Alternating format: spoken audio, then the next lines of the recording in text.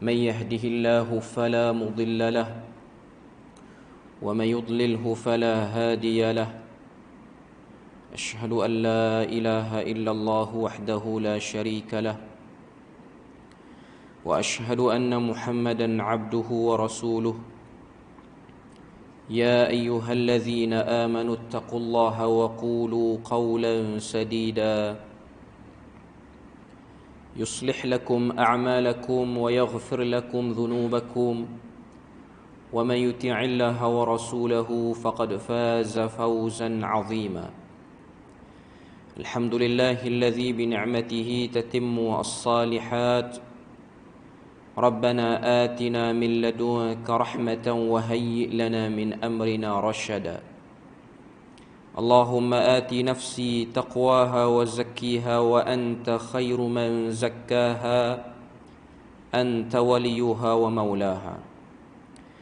Alhamdulillah, syukur pada Allah Azza wa Jal kerana dengan rahmat dan juga limpah kurnia yang Allah Ta'ala berikan, dapat kita sekali lagi bersama pada malam ni menyambung perbahasan daripada kitab Fiqhul Akbar karangan Al-Imam Abu Hanifah Nu'man bin Thabit rahimahullahu ta'ala. Dan sambungan kita yang terakhir sebelum daripada Ramadan lagi, kita berhenti pada 15 hari bulan 3, iaitu pada muka surat 21, pada perbahasan secara umum rukun-rukun iman, iaitu pada adanya neraka, muka surat 21. Dan perbahasan kita pada malam ni dia bersambung apa yang disebut permulaannya pada muka surat yang ke-16, iaitu beriman dengan Allah merangkumi beberapa perkara. Cuma secara umumnya penulis rahimahullahu ta'ala dia nak sebutkan pada kita secara ijmal ataupun secara umum apa yang terkandung ataupun terdapat dalam rukun iman. Dan ianya ialah satu benda yang semua orang Islam tahu. Maknanya ianya maklumat basic lah. Rukun Islam dan rukun iman ni bermula dengan beriman kepada Allah sampailah beriman kepada qada dan qadar, sama ada yang baik ataupun yang buruk. Dan itu ialah bertitik tolak daripada satu hadis yang panjang. Hadis itu diriwayatkan oleh Al-Imam Muslim dan juga diletakkan oleh Al-Imam An-Nawawi rahimahullahu ta'ala dalam kitab dia Hadis 40. Hadis yang kedua yang disebut dengan nama Hadis Jibril, iaitu soalan-soalan Jibril alaihi salam datang menyerupai manusia, bersoal jawab dengan Nabi beberapa soalan. Antara soalan yang ditanya oleh Jibril alaihi salam pada Nabi ni ialah mal iman, apa itu iman? Maka jawab Nabi, an tu'mina billah wa malaikatihi wa kitabihi wa birasulihi. Itu sebahagian daripada jawapan-jawapan Nabi, iaitu iman itu ialah percaya, beriman kepada Allah Azza wa Jal, beriman kepada para malaikat, seterusnya dan seterusnya. Okay. Dan kita malam ni sambungan muka surat 21 tu ialah pada perbahasan adanya neraka. Jadi kita baca dulu apa yang terdapat dalam muka surat 21 tu. Hendaklah beriman bahawa Allah menciptakan neraka sebagai tempat balasan mereka yang kufur dan ingkar. Allah berfirman, wattaqun naral lati uiddat lil kafirin, dan peliharalah diri kamu daripada api neraka yang disediakan bagi orang-orang kafir. Surah Ali Imran ayat yang ke-131. Kesimpulannya, kesemua butiran akidah ini hendaklah benar-benar diyakini kerana ia adalah sabit berdasarkan kepada Al-Quran dan As-Sunnah. Setiap orang wajib mempercayainya bagi menentukan dirinya sebagai seorang mukmin atau tidak. Okay. Jadi ini kesimpulan akhir apa yang diletakkan oleh Al-Imam Abu Hanifah dalam buku kita ni. Dia bermula pada muka surat yang ke-16, iaitu beriman kepada Allah merangkumi 3 perkara. Muka surat 16 kalau kita undur tengok sikit, dia ada letak 3 poin di bawah beriman pada Allah Azza wa Jal, iaitu beriktikad bahawa tidak ada yang menciptakan alam ini mentadbir, mengaturkannya, memberi rezeki kepada semua penghuninya, mendatangkan manfaat dan menyebabkan kemudaratan melainkan Allah. Itu i'tiqad yang pertama. I'tiqad yang kedua, bahawa tidak ada yang layak dan berhak disembah melainkan Allah. Dengan makna tidak ada yang layak dan berhak untuk diibadahi melainkan Allah Azza wa Jalla. Tidak ada pihak lain yang layak diibadahi. Diibadati ataupun diibadahi ni maksudnya apa? Dihina diri kita depan benda tu. Kita buat satu ritual, kita rendahkan diri kita, kita angkat benda yang kita sembah. Itu maksud peribadatan dari segi bahasa. Maknanya tidak ada benda lain yang boleh kita rendah diri di hadapannya melainkan Allah Azza wa Jalla. Perbuatan musyrikin Mekah yang merendahkan diri di hadapan berhala. Berhala tu boleh jadi ukiran-ukiran patung. Berhala tu boleh jadi lakaran-lakaran lukisan. Berhala tu boleh jadi pokok kayu. Berhala tu boleh jadi kuburan-kuburan orang-orang yang telah mati lama, orang-orang yang hebat. Itu semua benda yang tidak boleh diibadati padanya. Berdasarkan apa yang kita selalu sebut, bila mana kita salat, iyyaka na'budu wa iyyaka nasta'in, hanya kepada engkau kami beribadah. Maknanya kita menafikan kebolehan beribadah pada semua benda kecuali Tuhan. Jadi itu bahagian yang kedua. Yang ketiga, muka surat 17, kata penterjemah kita ni, beriktikad bahawa Allah memiliki sifat-sifat keagungan. Sifat paling agung pada Allah, paling sempurna pada Allah, dan yang paling layak ada sifat tu pun Allah Azza wa Jalla. Ini tiga komponen utama untuk beriman kepada Allah Azza wa Jalla. Okay. Kemudian yang kedua, beriman pada malaikat. Muka surat 17 lagi, yang bawah tu, dia dahulukan beriman pada malaikat. Lepas pada tu dia timbulkan persoalan, kenapa beriman pada malaikat disebut dulu sebelum beriman kepada kitab dan rasul? Kerana susunan oleh Imam Abu Hanifah ni, dia nak kata malaikat ni lah pengantara maklumat di antara Allah Ta'ala dengan rasulnya. Malaikat-malaikat ni akan jadi pengantara. Dia akan bagi maklumat-maklumat, dia akan turunkan wahyu, dia yang tolong bacakan wahyu kepada para nabi dan juga para rasul. Kemudian beriman pada kitab, kemudian beriman pada para rasul. Beriman pada kitab tu merangkumilah suhuf. Suhuf tidak ada pada zaman sekarang.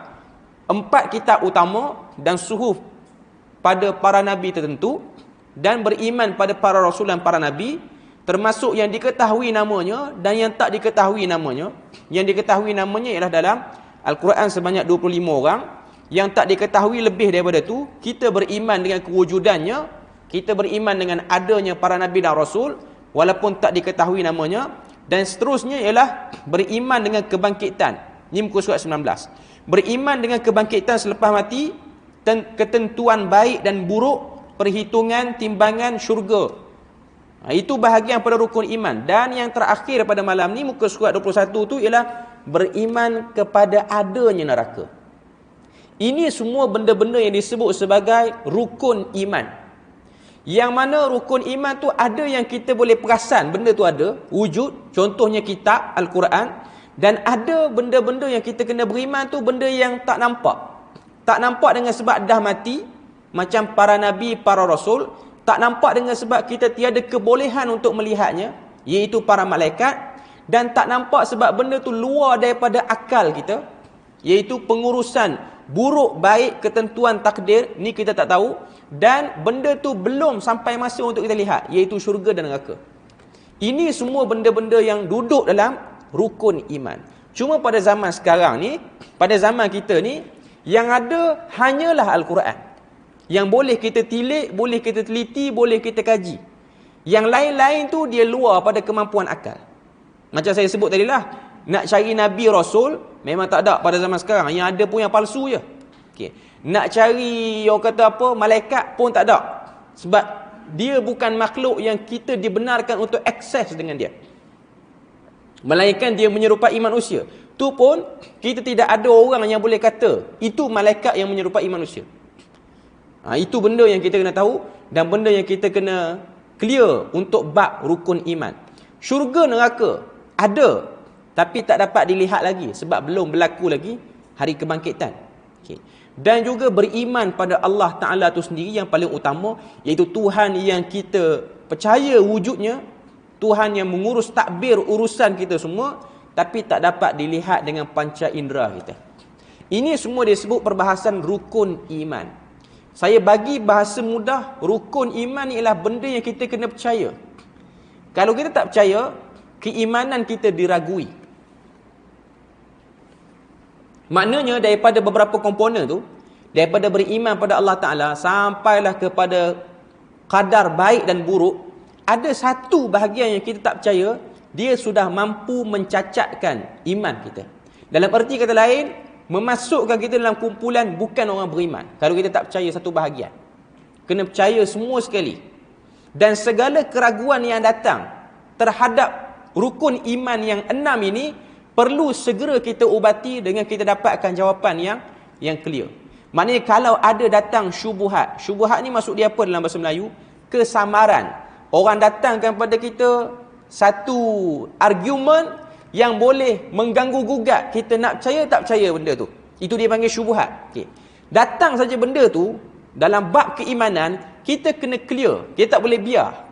Sebab biar tu dia akan pergi kepada problem kedua, ketiga dan seterusnya dan seterusnya. Jadi ini ialah bab rukun iman secara ijmal yang disebut oleh Al-Imam Abu Hanifah. Okay. Sekarang kita nak masuk keesaan Allah Azza wa Jal, muka surat 21, matan Arab dia tu ada sikit. Okay, kita tengok. Wallahu ta'ala wahidun la min tariqil adad walakin min tariq annahu la syarika lahu lam yalid wa lam yulad wa lam yakul lahu kufuwan ahad la yushbihu syai'an min al-asya'i min khalqihi wa la yushbihuhu syai'un min khalqihi. Terjemahan dia muka surat 22. Dia kata wallahu ta'ala wahidun. Allah Ta'ala itu satu. Wahidun dengan makna tunggal. Dengan makna satu, tidak menerima pasangan. Dia tunggal. Okay. Kemudian kata Al-Imam Abu Hanifah, la min tariqil adad. Tunggalnya Allah Ta'ala itu bukan dari segi bilangan. Maknanya Allah Ta'ala itu tidak boleh dibilang ia, sebab dia memang tunggal. Dia bukan satu benda yang kita boleh bilang 1, 2, 3, tak boleh. Sebab sifat dia uncountable, kita tak boleh bilang. Sebab dia memang keesaan dia macam tu. Okay. Walakin min tariq annahu la syarika lahu. Akan tetapi esanya Allah Ta'ala itu dari segi tiada sekutu baginya. La syarik, iaitu tidak ada satu kuasa yang sama taraf dengan dia, ataupun kuasa tu dia bawah sikit pada kuasa Allah Ta'ala. Allah Ta'ala akan tumpang kuasa dia kalau Allah Ta'ala tak sempat nak buat urusan lain. Tu maksud syarik. Yang dibuat oleh orang-orang Arab jahiliah pada zaman Nabi tu, mereka wujudkan perantaraan yang dinamakan dengan nama berhala ataupun alihah. Alihah tu jamak pada ilah, satu benda yang boleh diibadati ataupun diibadahi. Jadi ini benda dan perkara yang kita kena clear. Pada zaman masyarakat Arab jahiliah, zaman Nabi belum lahir, masalah masyarakat Arab jahiliah ni apa dia? Mereka tak kenal ke Allah Ta'ala. Perkataan Allah Ta'ala tu pelik ke bagi zaman tu? Jawapannya perkataan Allah Ta'ala tak pelik pun. Sebab ada di kalangan masyarakat Arab jahiliah yang nama dia orang Abdullah, termasuk ayah Nabi sendiri, nama dia Abdullah. Okay. Tapi konsep dia orang faham, Allah Ta'ala itu ada pembantu-pembantunya. Daripada mana dia orang dapat maklumat kata Allah Ta'ala tu ada pembantu?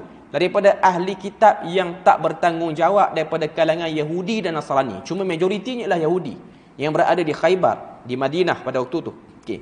Mereka lah yang memberi maklumat yang salah daripada kitab-kitab terdahulu. Sebab mereka ni ada nilai pandangan yang tinggi di kalangan masyarakat Arab jahiliah. Masyarakat Arab jahiliah ni angkat Yahudi. Sebab nampak dia orang ni macam cerdik. Tapi rupanya dia orang ni ambil kesempatan di atas kehormatan yang diberikan oleh Arab kepada mereka. Itu masalah masyarakat Arab jahiliah. Okay. Dan mereka tak suka sekiranya orang Arab kenal agama yang betul. Sebab orang Yahudi dia ada satu sikap, iaitu sikap eksklusifkan diri untuk kenal kebenaran, untuk dapat kebaikan akhirat ni bangsa dia orang saja. Sebab tu tidak ada agama yang keluar daripada bangsa melainkan Yahudi. Yahudi ni dia bangsa, lepas tu dia jadi agama. Melainkan Yahudi-Yahudi yang mutaakhir, Yahudi-Yahudi yang ujung-ujung ni lah, Yahudi yang lepas perang dunia kedua, yang ni dah convert, yang ni daripada Europe, yang ni daripada Jerman. Dia orang bukan exactly Bani Israel, tapi dia orang di-Yahudikan. Sebab nak bagi populasi Yahudi tu nampak ramai sikit. Sebab Yahudi pada waktu tu dah berkurang. Bila mana berlakunya Holocaust pada waktu tu, Nazi, dia orang bunuh Yahudi dalam, Adolf Hitler dia bunuh Yahudi dalam kumpulan yang ramai. Jadi populasi Yahudi tu kurang. Yahudi tu dibesarkan sikit komuniti dia dengan convert beberapa orang Eropah yang tercari-cari. Orang kata apa, dia punya kekuatan tu lah. Dan akhirnya dia orang isytihar, dia orang tu Yahudi. Tapi exactly dia orang bukan Bani Israel, daripada Israel tu sendiri. Tapi dia orang dah dimasukkan dalam klan Yahudi tu juga. Yang ni yang mutaakhir. Cerita Yahudi pada zaman Nabi, dia orang tak bercampur dengan Arab. Okay.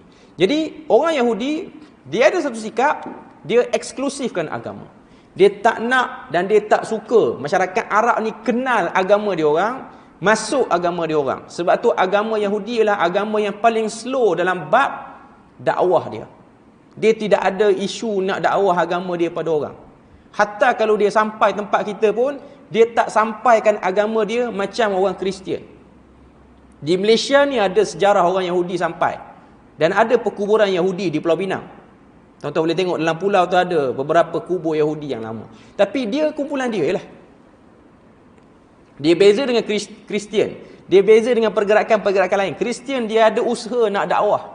Bahkan kau tengok di Malaysia ni pun, kita Islam bertembung dengan Kristian, tak bertembung dengan agama lain dalam bab dakwah. Memang Kristian dia agak laju. Dan Kristian di Malaysia ni didominasi oleh masyarakat Cina, bukan masyarakat bangsa lain. Walaupun yang datang tu ialah daripada kalangan pendakwah daripada Amerika dan lain-lain. Cuma yang yang makin laju sekarang ni ialah daripada China dan juga Korea Selatan.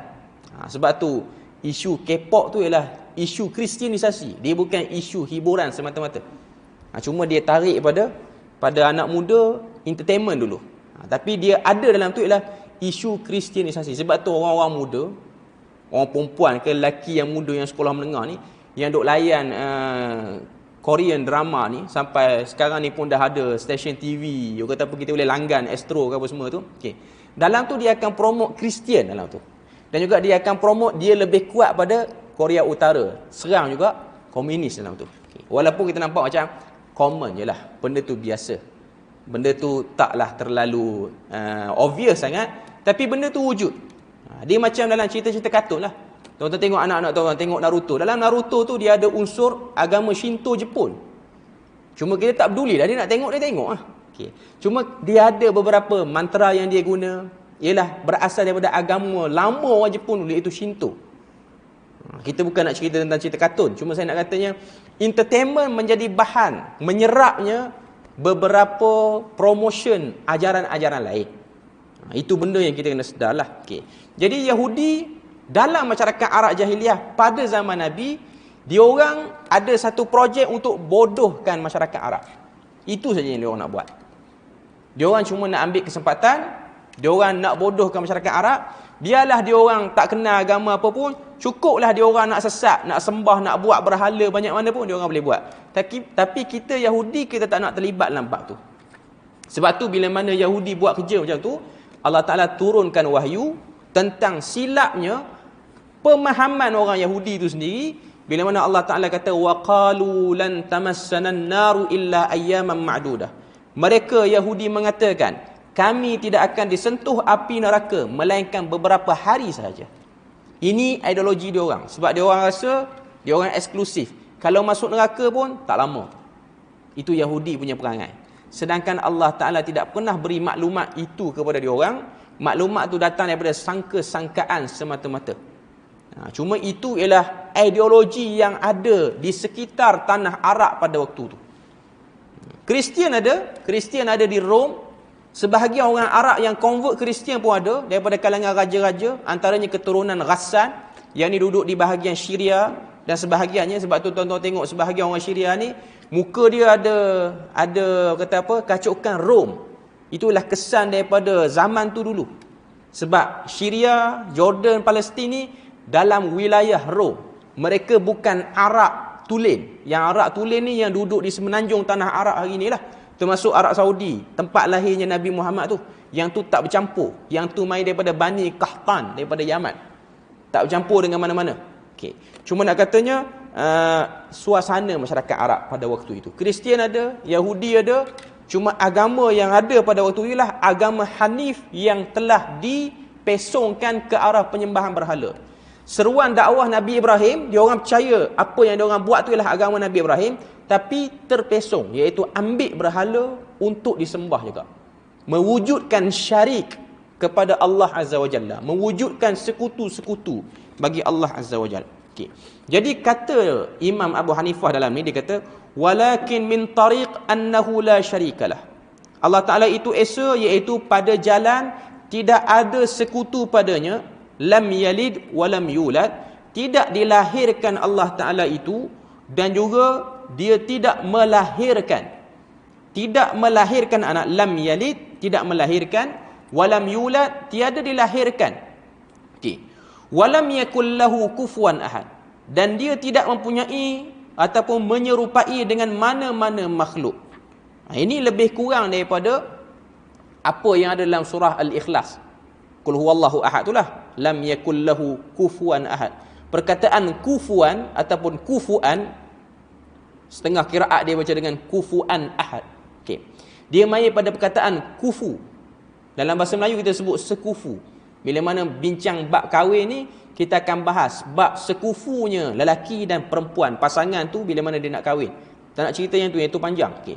Cuma perkataan sekufu ni ialah hampir setara. Kalau tak setara pun dia hampir setara. Jadi Allah Ta'ala dia nafikan, dia kata walam yakul lahu kufuwan ahad. Tidak ada padanya apa-apa yang setara pun. Setara pun tak ada, rendah sikit pun tak ada. Taraf dia. Penarafan kuasa ketuhanan tidak diberikan. Okay. Kemudian kata Imam Abu Hanifah, la yushbihuhu syai'an minal asya'i min khalqihi. Maksudnya dia tidak menyerupai dengan mana-mana makhluk, dan tiada satu pun daripada makhluk yang menyerupainya. Itu ialah kata muktamad dalam bab akidah. Okay. Akidah pada zaman dulu ni, pada zaman Imam 4 ni, Imam Abu Hanifah yang paling awal. Okay. Bila mana bahas bab akidah, dia orang akan bahas banyak ni lah. Sebab pada waktu ni tiada keperluan nak bercakap panjang dalam bab akidah, sebab sesat tak banyak dan kesamaran tu mudah untuk dipatahkan pada zaman tu. Beza dengan zaman kita ni, kesamaran banyak. Hatta orang yang belajar agama pun dia banyak kesamaran dalam kepala dia. Dia pun sendiri tertukar antara yang betul, hampir betul dan salah. Pada zaman dulu, zaman Imam Abu Hanifah ni, dia ada betul dan tak betul je. Zaman kita ni dia ada satu lagi, hampir betul. Yang hampir betul tu lah yang jadi problem. Sampai dekat situ kita jadi problem. Nak buat macam mana? Dan yang hampir betul ni dah menjadi darah daging dalam tempoh lebih 500 tahun dah pun. Itu antara sebab dan perkara kita terpaksa menghadapi bab akidah ni, dia lebih luas dan dia lebih panjang. Walaupun pengajian akidah hakikatnya ialah pengajian yang ringkas, mudah. Macam mana Nabi sampaikan tauhid pada para sahabat yang baru masuk Islam, dia dapat tauhid, dia balik kampung dia, dia boleh cerita tauhid pada orang kampung dia. Sebab orang kampung dia tidak menerima syubhat yang banyak. Tak terima. Beza dengan zaman kita. Orang kafir telah menerima salah faham yang banyak terhadap tauhid orang Islam. Okey. Huraian muka surat 22. Maksud tauhid ialah beriktikad bahawa hanya Allah satu-satu Tuhan yang layak disembah. Dia adalah pencipta dan pentadbir alam semesta. Semua perkara ini adalah khusus bagi Allah Azza wa Jal. Okay. Sini kita boleh tengok, beriktikad bahawa Allah satu-satu Tuhan yang layak disembah. Tu poin pertama dia. Kita boleh buat kurungan situ, beriktikad bahawa hanya Allah satu-satu Tuhan yang layak disembah. Disembah sini ialah diibadahi. Perkataan sembah ni kadang-kadang dia tak sampai maksud dia. Macam yang disebut oleh Profesor Hamka dalam tafsir Azhar, bila mana dia buat sikit komentar terhadap terjemahan bahasa Melayu, iyyaka na'budu, hanya kepada engkau kami sembah, wa iyyaka nasta'in, dan hanya kepada engkau kami mohon pertolongan. Okay. Pada pandangan Profesor Hamka, dia kata perkataan iyyaka na'budu tu kena terjemah dengan hanya kepada engkau kami beribadah. Sebab perkataan sembah pada pemahaman dia ialah satu perkataan yang skop dia kecil. Bila mana sebut sembah bagi masyarakat Melayu, dia hanya akan nampak pada hal-hal keistanaan. Dia tak nampak pada part lain. Sebab bila mana sebut sembah ni, sembah raja, sembah sultan, sembah maklum, sembah, dia nampak dia lebih kepada tu. Okay. Sebab tu dia akan terkurung agama ini pada rumah ibadat sahaja, Islam ni. Sebab tu bila mana nampak sembah, orang akan nampak solat, orang akan nampak masjid, orang akan nampak surau. Bila mana dia bawa kereta, dia tak nampak di mana part dia nak sembah Tuhan di situ. Bila mana dia sedang berurus niaga, dia sedang menega, kat mana part beribadah pada Allah Ta'ala ataupun menyembah Tuhan. Bila mana dia sedang bertugas, dia bekerja, office hour dia, di mana part dia beribadah pada Allah Azza wa Jal, dia tak clear yang tu. Dia bukan tak clear, sebab kebiasaan beribadah tu lebih nampak di masjid ataupun dalam bentuk ritual. Puasa, salat, umrah, haji, zakat. Okay. Tapi bila mana duduk seorang diri, bila mana duduk di tempat kerja, bila mana bawa kereta, duduk dalam jam, dia orang tak nampak yang tu. Okay. Jadi perkataan layak disembah tu ialah layak diibadahi pada setiap masa dan ketika. Itu yang akan membentuk satu orang Muslim tu, dia sedar dia sedang berada dalam pemerhatian Allah Azza wa Jalla. Okay. Dia adalah pencipta dan pentadbir alam semesta. Pencipta dan pentadbir. Tuhan buat dan Tuhan urus apa yang dia buat. Itu maksud pencipta dan pentadbir. Pencipta ni dia buat. Semua dia cipta. Dalam Quran sebut badi'us samawati wal ard. Dialah yang mula-mula meletakkan reka bentuk pada langit dan bumi. Badi'us sama tu maksudnya, badi' maksudnya ialah orang yang mereka bentuk. Bukan ambil idea orang lepas tu buat. Bukan, idea dia. Sebab tu dalam bahasa Arab, orang yang kreatif ni disebut sebagai mubdi'. Mubdi' ni ialah orang yang kreatif, orang yang fikir nak buat satu inovasi lain pada orang. Okey. Badi'us samawati wal ard. Dialah Tuhan yang mereka buat first rekaan tu, dia yang buat. Okey. Kemudian dia yang mengurus takbir. Dia bukan buat dan dia biar, dia urus takbir pula. Okey. Semua perkara ini khusus bagi Allah. Khusus ni maknanya hanya dia. Tidak ada kuasa lain, tidak ada pihak lain, tidak ada mana-mana benda yang dilantik oleh Tuhan, sama ada di kalangan manusia, di kalangan jin, di kalangan tumbuhan, segala benda yang tak bergerak, batu, kayu, kayan apa semua ni, dia bukan pihak yang dilantik oleh Tuhan. Oleh sebab itu tauhid mempunyai dua rukun, iaitu mensabitkan dan menafikan. Sabitkan makna dia apa? Kita kaitkan Tuhanlah yang cipta, Tuhanlah yang pelihara. Nafikan yang kedua ialah kita tolak selain pada Tuhan. Bukan selain pada Tuhan ni, dia bukan cipta dunia, dia bukan cipta langit dan bumi, dan bukan dia jugalah yang urus takbir bumi. Sebab tu dalam kalimah tayyibah ataupun dalam syahadah, dia sebut la ilaha illallah, iaitu kita nafi dulu tiada Tuhan yang berhak diibadahi. Sebab menafikan lebih penting daripada mensabitkan. Ada orang dia sabit, tapi dia nak kait juga dengan beberapa pihak-pihak lain yang telah dinafikan oleh Tuhan sendiri. Macam masyarakat Arab jahiliah, dia kata Tuhan cipta, tapi kalau lama tak hujan, dia tak pandai minta direct dengan Tuhan. Dia wujudkan ada berhala yang boleh deal dengan Tuhan bab hujan saja. Ada patung berhala khusus, nama sekian, yang ni untuk hujan. Dia orang bukan minta pada yang tu, dia orang suruh berhala tu minta pada Tuhan. Sebab dia orang rasa suara dia orang tak kuat untuk minta dengan Tuhan. Itu problem masyarakat Arab jahiliah. Kalau dia orang dah kena hujan teruk sangat, nak kemarau balik, minta berhala lain. Dia orang wujudkan department dalam isu-isu ketuhanan tu, bahagian-bahagian tu. Maknanya kalau nak anak, okey, yang ni Tuhan dia. Jangan minta dengan berhala lain, berhala ni. Seru nama ni. Okey. Dan benda yang kita kena sedar, berhala ni kita jangan faham patung semata-mata. Berhala ni dia boleh jadi ukiran patung. Yang kedua, dia boleh jadi jamadat. Jamadat ni maksud dia pokok kayu, pongsu ke apa semua, busut apa semua. Dan dia juga kadang-kadang boleh jadi orang perseorangan yang masih hidup. Orang. Maknanya dia tu mungkin orang hebat di kalangan masyarakat, orang pergi minta dengan dia dan dia tak perbetulkan isu orang datang main minta tu. Tuan-tuan jangan tertukar dengan tawassul. Tawassul isu lain. Okay. Orang pergi minta dengan dia direct. Dalam masyarakat Melayu, dia sebut dengan istilah pawang. Dia akan sebut ni pawang buaya. Ni benda ni ada dalam kajian. Universiti pun ada sebut. Okay. Maknanya bila mana ada isu buaya menyerang di sungai tertentu, okay, yang pandai ubat sakit perut tak boleh ambil pot lambat ni. Yang boleh hanya pawang buaya saja. Pawang lembu tak boleh buat, yang ni. Okay. Dan pawang tu sendiri, dia sendiri rasa diri dia boleh buat. Dia sendiri. Yang ni ialah bahagian pada berhala. Walaupun dia bukan jenis batu, dia bukan jenis patung. Dia tetap digelar sebagai bahagian pada berhala. Sebab orang pergi deal dengan dia. Bukan orang suruh dia doa. Orang suruh tu sebab orang pasti akan jadi.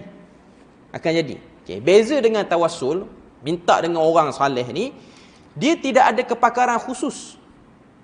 Contoh yang berlaku pada zaman para sahabat dulu, bila mana lama Madinah tak minta hujan, tak turun hujan, maka Umar Al-Khattab, Amirul Mukminin ni, dia minta Abbas, pak menakan Nabi ni, suruh doa hujan. Bukan kawan tu boleh doa untuk hujannya, semua doa dia boleh doa. Cuma pada waktu tu hajat yang diperlukan adalah hujan. Lepas pada ni kalau nak kemarau, dia dilihat sebagai orang yang ada kemampuan berdoa dan Tuhan dengar doa dia. Semua benda. Dan orang yang minta tu, dia bukan minta dengan kawan tu. Dia minta dengan Tuhan. Cuma dia rasa kawan ni dia ada orang kata apa, akses dengan Tuhan lebih rapat. Akses dengan Tuhan lebih rapat. Ni beza antara tawassul dengan berhala. Sebab ada orang dia kata tak ada masalah nak pergi berhala, sebab berhala pun bukan minta dengan berhala, kita minta dengan Tuhan, cuma kita mewujudkan perantaraan. No, itu ada beza. Dan dalam hadis pun Nabi larang kita minta pada benda yang mati, benda yang dah mati ni. Kita boleh minta doa dengan orang saleh yang masih hidup.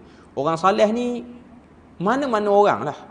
Cuma masyarakat kita ni nampak orang saleh ni orang masjid lah. Okay. Mana-mana orang yang jujur dalam urusan kerja dia, yang bagus, yang kata apa, dia bukan syarat ustaz, bukan syarat imam semua. Mana-mana orang yang tuan-tuan tengok kawan-kawan kerja yang kerja on time, solat pun solat, tak banyak mengular, kita boleh anggap dia orang saleh lah. Boleh minta dia doa untuk kita. Yang ni yang kalau kita nak minta dia tahnik anak kita, dia pun tak isap rokok apa semua, okey tu. Dia bukan imam pun, bukan pegawai pejabat mufti, bukan mufti juga. Okey. Tapi dia pekerja biasa setakat kerani. Gaji orang kata apa, grade pun 19 ke 17 18, tapi kita tengok dia masuk on time pukul 8, dia keluar pukul 5, dia tak mengular time waktu makan, dia makan, time waktu balik office dia balik office, time solat dia solat. Cakap orang pun dia tak buat, apa dia pun tak buat. Yang ni kita kategorikan dia orang saleh. Kita harap dia ada bahagian doa-doa yang Tuhan dengar. Sebab tuan-tuan kena tahu, doa orang yang saleh ni kita tak ketahui siapa dia. Tak diketahui siapa orang tu. Sebab tu ada satu kitab yang ditulis oleh Ibnu Jauzi, nama kitab dia Sifatus Safwah. Dalam Sifatus Safwah ni, dia ada letakkan satu bab dalam kitab tu, kisah orang-orang yang tak dikenali tapi doa dia makbul. Antaranya lah satu orang pada zaman Muhammad bin Munkadir. Muhammad bin Munkadir ni atas sikit pada Imam Malik. Maknanya kalau kita agak mungkin sezaman lah dengan Imam Abu Hanifah ni. Dia faqih, duduk di Madinah. Abu Hanifah duduk di Iraq. Okay. Muhammad bin Munkadir ni dikatakan dia tabi'ut tabi'in, ada riwayat berbagai-bagai. Okay. Dia dianggap sebagai faqih di Madinah, orang alim. Pada waktu tu berlaku kemarau di Madinah. Kemarau yang lama. Dah buat salat istisqa, khalifah dah suruh buat, tak turun juga hujan. Okay. Dah suruh orang-orang alim yang taraf mufti beri fatwa ni berdoa, tak jalan. Saya nak tunjuk konsep faham orang soleh ni macam mana dan berdoa pada orang soleh ni macam mana. Orang dah macam doa-doa lah, tapi macam kita rasa Tuhan tak bagi hujan lah. Okay. Muhammad bin Muqaddim ni dia ada kebiasaan dia suka qiyam di masjid Nabi. Luar pada bulan Ramadan, bukan qiyam Ramadan saja. Maknanya salat malam di masjid Nabi. Dan dia ada satu tiang tu orang tahu, tu Muhammad bin Muqaddim je duduk. Orang lain tak boleh duduk. Maknanya dalam pukul 1/3 malam dan hujung sampai ke subuh, orang akan kosongkan tiang tu. Dia memang akan duduk situ. Tiap-tiap hari, bukan hanya bulan Ramadan. Okay. Satu hari dia pergi, dan waktu tu kemarau di Madinah, solat istisqa dah buat, orang dah minta dia berdoa pun tak jalan, dia pun duduk berehat, baru sudah salat sunat apa semua, baca Quran ke zikir, wallahu alam, dia duduk berehat. Okay. Pada waktu tu semua orang berdoa suruh minta hujan. Semua orang berdoa. Okay. Tiba-tiba waktu dia duduk berehat tu dekat-dekat hampir dengan waktu sahur ataupun dekat dengan waktu subuh. Maknanya sahur nak pergi ke subuh. Waktu sahur ni sekitar pukul 4, pukul 5 lah kot sekarang. Okay. Pukul 5 lebih nak pergi ke pukul 6 dekat-dekat subuh. Okay. Dia tengok satu orang saf depan sikit pada dia sedang salat. Orang biasa. Dan riwayat sebut dia tu tukang kasut lah. Okay. Dia tukang baiki kasut. Okay. Dia berdoa pada Allah Ta'ala. Doa dia tu, dia kata, Ya Allah, engkau turunkan hujan di Madinah. Maknanya di bumi ni. Kalau engkau tidak turunkan, aku akan ambil tindakan pada engkau. Tu doa dia. Lain macam doa dia. Muhammad bin Muqaddim kata, dalam riwayat kata, Majnun hadha rajul. Muhammad bin Muqaddim kata, gila lelaki ni, dia berdoa tu gila. Cara dia berdoa tu gila. Okay. Tapi Muhammad bin Muqaddim kata, waktu dia berdoa tu, dekat-dekat nak habis doa dia, dia ulang berkali-kali, kalau kau tak turunkan hujan, aku ambil tindakan. Dia nak ambil tindakan pada Tuhan. Okay. Sebelum dia habis doa tu, orang keluar sikit daripada masjid sebab orang perasan awan hitam mulai berkepul di Madinah.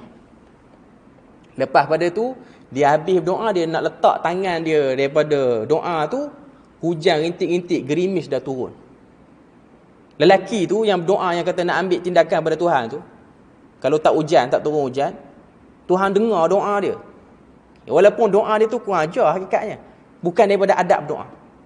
Lepas pada dia tengok gerimis dah turun, lepas tu hujan makin lebat sehingga orang yang duduk ibadah dalam masjid ni keluar. Sebab tabiat orang Arab ni, kalau hujan dia orang keluar, dia orang akan mandi hujan lah istilah kita. Beza dengan kita orang Melayu, dah hujan lebat kita masuk dalam rumah.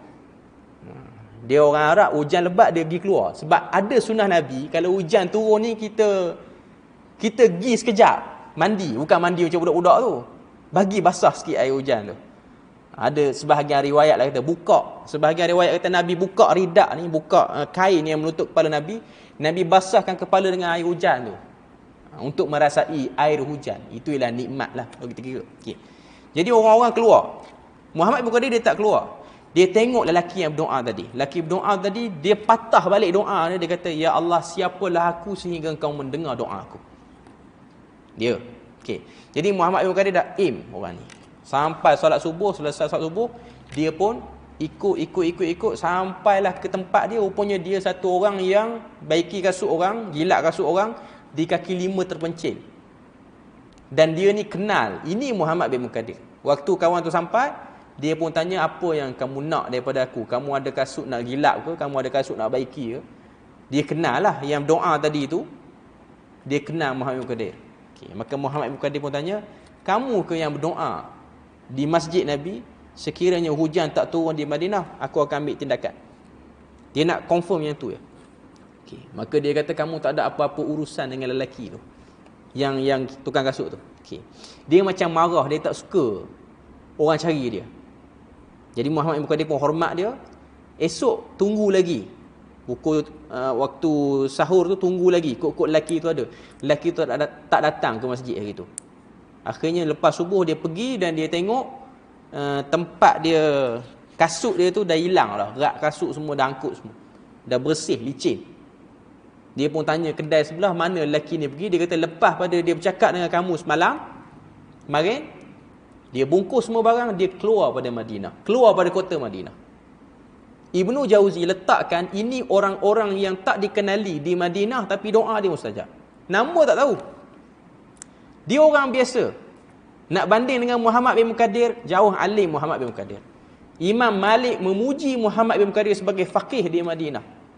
Tapi Muhammad bin Muqaddir doa minta hujan, tak laku. Bukan kata tak laku. Doa dia Tuhan tak dengar sangat. Yang tukang kasut tu Tuhan dengar. Okay.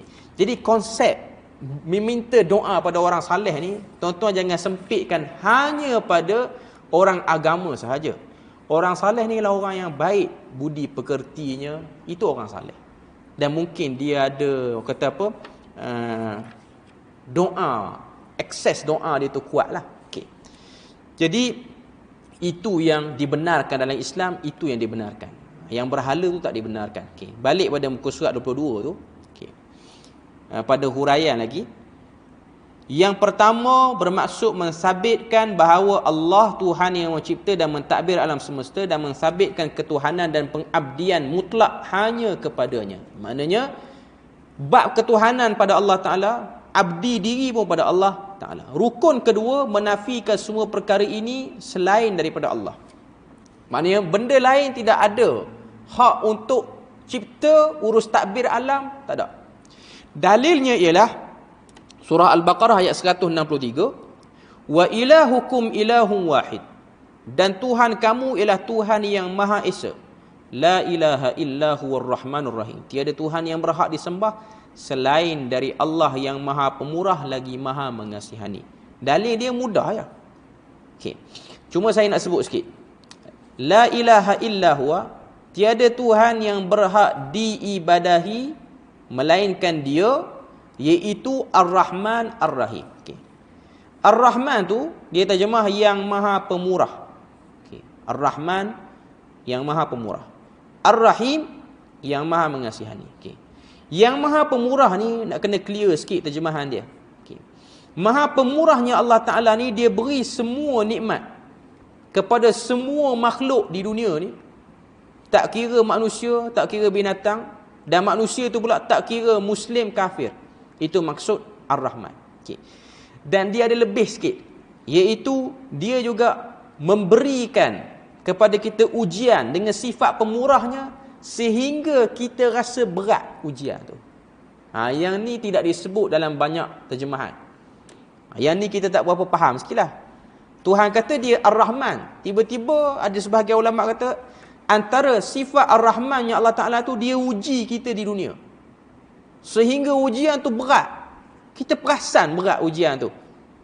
Itu ialah petanda pengasihnya Tuhan. Okay. Macam mana kita nak connecting, nak bagi faham pengasih Tuhan, tiba-tiba dia bagi sakit dekat kita. Okay. Ujian di dunia ni kita tahu ianya ialah ujian yang menjadi pengurangan masalah di akhirat. Segala ujian yang berlaku di dunia ni, dia akan memberi peluang anda lebih selamat di akhirat. Sebab tu ada sebahagian para sahabat, kalau dia orang tak kena uji dalam setahun, dia orang akan rasa gelisah. Sebab takut itu ialah istidraj. Tak kena uji langsung ni menjadi satu kebimbangan. Tapi bukanlah benda tu satu ukuran yang pasti dan tepat. Kalau tak kena uji tu maknanya Tuhan tak suka kita. Okay, cuma dia ada rasa bimbang. Okay. Maksudnya sini ialah Allah Ta'ala dengan sifat Ar-Rahman dia, dia uji kita sebab dia tak nak bagi kita sakit banyak di akhirat. Tu je maksud dia. Okay. Cuma dalam setengah-setengah tafsir dia hanya terjemah banyak tu lah. Dia terjemah yang Maha Pemurah. Dalam kitab-kitab Jawi pun dia akan sebut Maha Pemurah akan segala hambanya di dunia. Maknanya semua sekali lah. Kita pergi lalu azan dulu.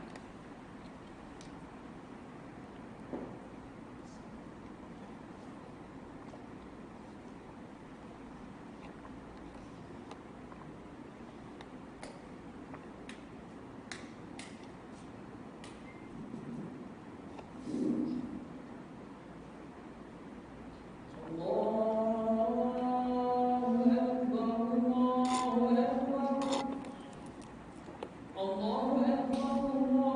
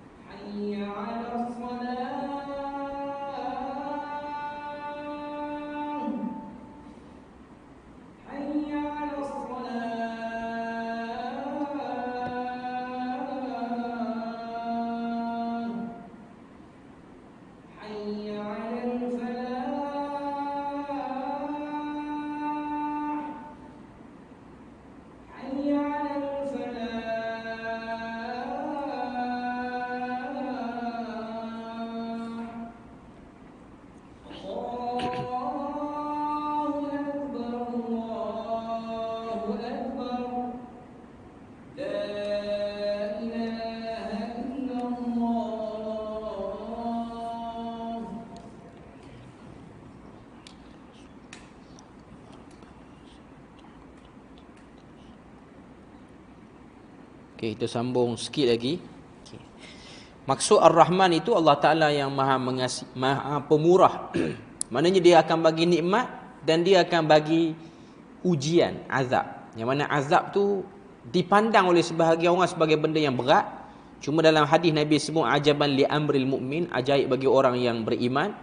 Dia tengok